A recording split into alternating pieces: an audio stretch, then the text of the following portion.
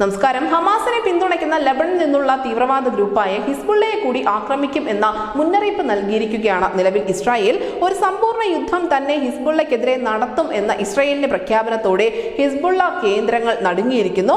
ഈ ആക്രമണത്തിന് ശക്തി പകരാൻ വേണ്ടി ഇസ്രായേൽ സേനയ്ക്കായി യൂറോപ്യൻ യൂണിയനിൽപ്പെട്ട സൈപ്രസ് എന്ന രാജ്യത്തിലെ വിമാനത്താവളം ഉപയോഗിക്കാനുള്ള നീക്കങ്ങളാണ് ഇപ്പോൾ അണിയറയിൽ ഇസ്രായേൽ നടത്തിക്കൊണ്ടിരിക്കുന്നത്.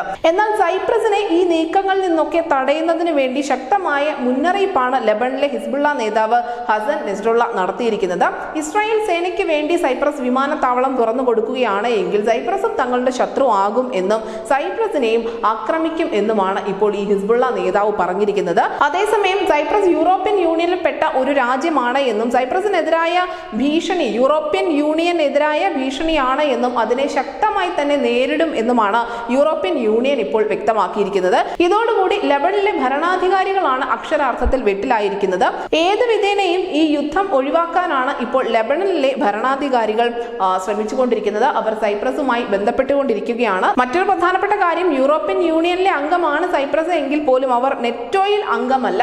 എന്തായാലും ഈ ഹിസ്ബുള്ളയാണ് അടുത്തതായി ഇസ്രായേലിന്റെ ലക്ഷ്യം എന്ന കാര്യത്തിൽ ഒരു തർക്കവുമില്ല. ഹമാസിനെ ഏറ്റവും അധികം ഒരുപക്ഷെ യുദ്ധകാലത്ത് പിന്തുണച്ചത്, അവർക്ക് സഹായം നൽകിയതൊക്കെ ഹിസ്ബുള്ള തന്നെയായിരുന്നു.